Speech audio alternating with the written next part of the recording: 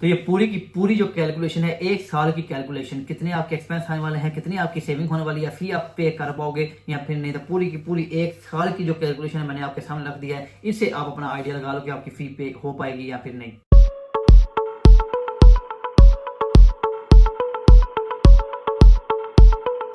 अस्सलाम वालेकुम। हाँ जी, तो यार क्या हाल चाल है आप सबके? आई होप एकदम मज़े में होंगे आप सब। Welcome back to another video.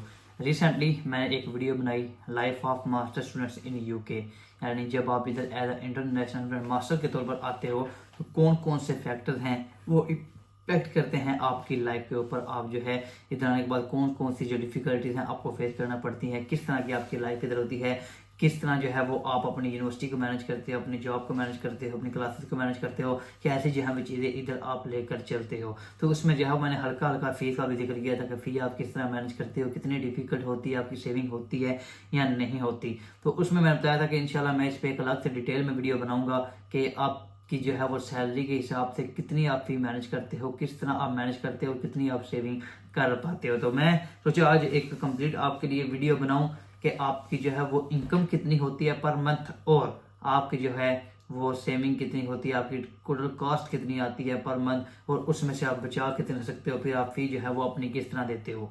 First of all मैं आपको बताता चलूँ कि जब हम इधर आते हैं तो हमें 20 आवर्स अलाउ होते हैं एक वीक के अंदर और 80 आवर्स अलाउ होते हैं एक मंथ के अंदर।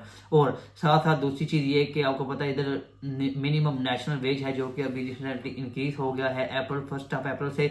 तो जो अभी रेट चल रहा है वो 12.21 चल रहा है। तो जो मिनिमम वेज रेट है वो आपका ये है, और ये डिपेंड करता है आपकी एज के ऊपर। अगर आप 21 और इससे ओवर हो तो आपका जो है वो पे रेट 12.21 होगा, जो आपका पे रेट होगा। तो इसके मुताबिक जो है ये आप एनआई की जब जॉब करते हो तो आपको जो है ये पे रेट मिलता है। जब आप एनआई की जॉब करते हो, 80 आवर करते हो पर मंथ या 20 आवर वीक के अंदर करते हो, तो ये आपको जो है वो पे रेट मिलता है। तो बात करूं जब हम मास्टर के तौर पर इधर आते हैं तो मोस्टली 90% जो है हमारी एज 21 एंड ओवर ही होती है। इससे बहुत कम चांसेस होते हैं कि किसी बंदे की एज जो है वो 20 से नीचे हो। तो इसका जो कंसिडर हम रेट करेंगे वो 12.21 ही कंसिडर करेंगे।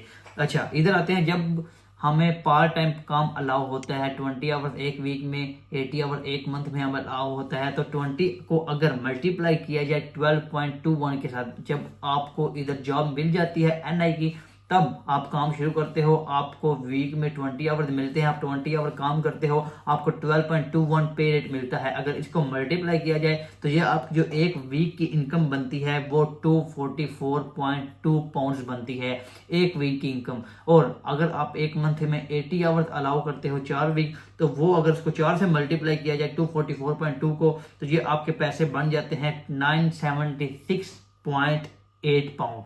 ये आपकी एक मंथ की इनकम बन जाती है जब आपको पार्ट टाइम अलाउ होता है।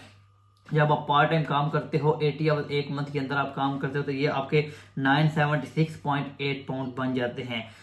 तो आपको पता है कि जब हम यूनिवर्सिटी में इधर आते हैं तो 8 मंथ जो है वो आपने पार्ट टाइम काम करना होता है, यानी 8 मंथ ऑलमोस्ट एक साल के अंदर आप यूनिवर्सिटी जाते हो। जो रिमेनिंग 4 मंथ हैं वो आपको फुल टाइम अलाउ होता है। पहले सेमेस्टर के बाद 1-2 मंथ ब्रेक होती है, फिर दूसरे सेमेस्टर के बाद जो है वो 1-2 मंथ ब्रेक होती है। तो उसके दौरान जो है वो आप फुल टाइम काम कर सकते हो। तो उस दौरान अगर फुल टाइम काम किया जाए तो वो आपकी कितनी इनकम बनती है, आप मिनिमम 40 आवर्स काम कर सकते हो। अगर 40 को जो है वो पे रेट के साथ मल्टीप्लाई किया जाए 12.21 के साथ, तो एक वीक की अगर आपकी इनकम मिलाई जाए तो वो 488.84 पाउंड बनती है। ये आपकी एक वीक की इनकम बनती है। अगर पूरे मंथ की जो है वो इनकम निकाली जाए, जो कि आप 160 आवर्स काम करोगे एक मंथ के अंदर with full time work allow. जब आपको फुल टाइम वर्क अलाउ हो जाएगा तो 160 घंटे जब आप काम करोगे एक मंथ के अंदर, तो 160 को 12.21 से मल्टीप्लाई किया जाए तो ये 1953 पाउंड बनते हैं आपकी एक मंथ की सैलरी। फुल टाइम का आपके ये बन गया। पार्ट टाइम की जो टोटल 8 मंथ की आपकी सैलरी बनी थी वो आपकी बनी थी 7,814 पाउंड। और इधर 4 मंथ आपको अलाउ होता है फुल टाइम। अगर इसकी सैलरी निकाली जाए तो ये आपकी बन जाती है 7,814 पाउंड। यानी उधर 8 मंथ आपने पार्ट टाइम काम किया है तो ये आपको उतने पैसे बने हैं। इधर आपने फुल टाइम 4 मंथ काम किया है तो इधर आपके इतने पैसे बन गए हैं। अगर इनको कंबाइन किया जाए तो ये आपके बाई टोटल जमा किया जाए इसके पैसे आपके बनते हैं 15,628 पाउंड आपकी एक साल की इनकम बन जाती है जब आप मिनिमम वेज रेट और मिनिमम आवर जो अलाउ है आपको। आप 80 आवर काम करते हो, एक मंथ में 20 आवर काम करते हो, एक वीक में जब आपको पार्ट टाइम अलाउ होता है, फिर आपको जब फुल टाइम अलाउ होता है 40 आवर आप एक वीक में काम करते हो, 160 आवर आप एक मंथ में काम करते हो, तो उसके साथ जो आपकी इनकम निकाल जाए तो वो 15,628 पाउंड निकल आती है। अब आती है दूसरे चार्ज की तरफ, ये तो आपकी होगी सेविंग। अभी आते हैं टोटल एक्सपेंसेस की तरफ। आपको पता है इधर जब आप रह रहे हो आपकी ट्रैवलिंग कॉस्ट भी आनी है, आपकी फूड कॉस्ट भी आनी है, आपकी जो है वो रूम रेंट भी, आपके सिम का कॉन्ट्रैक्ट है, इसके अलावा बहुत से एक्सपेंस हैं। सबसे पहले फूड की बात की जाए, अगर आप घर पे खाना बनाते हो तो ऑलमोस्ट 150 से लेकर 200 पाउंड तक आप मैक्सिमम लग जाते हैं पैसे। मैक्सिमम मैं ये बात कर रहा हूँ अगर आप घर पे खाना बनाते हो तो। मैं एक एवरेज की अगर बात करूँ, आप 150 लगा लें। जब आप ग्रोसरी बाय से करोगे, खाना घर पे बनाओगे, तो आपका जो है वो 12 मंथ का जो एक्सपेंस आएगा खाने का वो आपका 1800 पाउंड आएगा। लेकिन अगर आप यही बाहर से करोगे तो ये आपका भाई डबल से भी ज्यादा पैसे हो सकते हैं। तो इधर मैं ये प्रेफर करूंगा कि आप जो खाना वगैरह है वो घर पे बनाएं। तो ये आपके 1800 पाउंड एक्सपेंस आ जाएंगे जब आप खाना जो है वो घर पे बनाओगे। इसके अलावा अगर बात की जाए रूम रेंट अगर एक एवरेज की बात की जाए शेयरिंग में तो कम से कम 300 से लेकर 400 पाउंड तक रेंट है। ये फिर डिपेंड करता है आप किस एरिया में रह रहे हो। तो अगर ये चीज निकाली जाए, 12 मंथ की जो है वो रेंट की बात की जाए, तो ये आपका एक, मैं अगर आजकल के हिसाब से एवरेज लगाऊं तो 400 पाउंड तो भाई आपका बनता ही बनता है। कम से कम 400 पाउंड, 350 से लेकर 400 पाउंड, तो वो आपका जो है वो 4800 पाउंड जो है वो आपका रेंट निकल आता है, जो कि आपने देना ही देना है 12 के 12 महीने। ये पूरे साल का आपका रेंट निकला है। इसके अलावा ट्रैवलिंग कॉस्ट की बात की जाए, आपको पता है कि आपको जो है वो यूनिवर्सिटी ने स्पॉन्सर किया होता है, तो यूनिवर्सिटी तो आपने जाना ही जाना है, यूनिवर्सिटी आप स्किप नहीं कर सकते।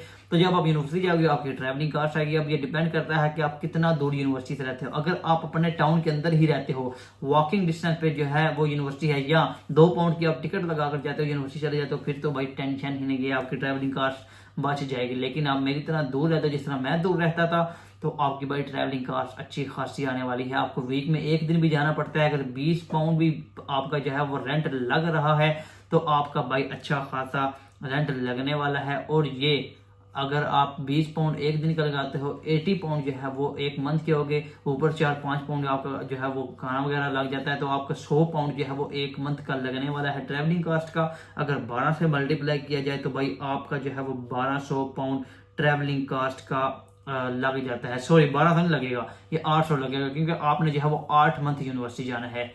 जारी बात है, पहले सेमेस्टर 4 मंथ जाना है, फिर छुट्टियां, फिर जाना है, फिर छुट्टियां, तो आपने 8 मंथ जाना है, तो आपका 800 पाउंड लगने वाला है। इसके बाद सिम का कॉन्ट्रैक्ट ये आपने करवाना ही करवाना है, ये आपका साल का जो है वो ऑलमोस्ट 250 पाउंड तक लग जाता है। इसके बाद मिसकेलेनियस एक्सपेंस, आप कभी जो है वो दोस्तों के साथ बाहर चले जाते हो, कहीं खाना वगैरह खाने चले जाते हो, कहीं घूमने फिरने चले जाते हो, या इसके अलावा जो है कोई आपको शूज पसंद आ जाते हैं, कोई कपड़े पसंद आ जाते हैं, कोई आप जैकेट वगैरह ले लेते हो, या इसके अलावा आपने यूरोप का टूर करना होता है, यूरोप के टूर पे जो है वो आपके पैसे लग जाते हैं। वैसे ये इसमें मैंने इंक्लूड नहीं किए, ये मेरे ऐसी देर में आ गए, ये भी आपके पैसे लग जाते हैं। ये सारे आते हैं मिसकेलेनियस एक्सपेंसेस में।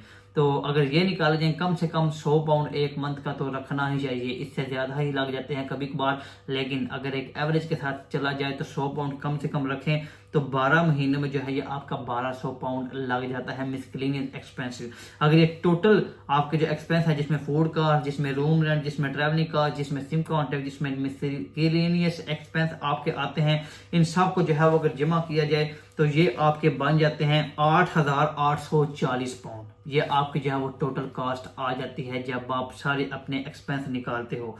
तो इसको अगर जो है वो उसमें से निकाला जाए, जो आपकी टोटल सेविंग कितनी थी आपके ऊपर, वो आपकी सेविंग बनी थी 15,628 पाउंड।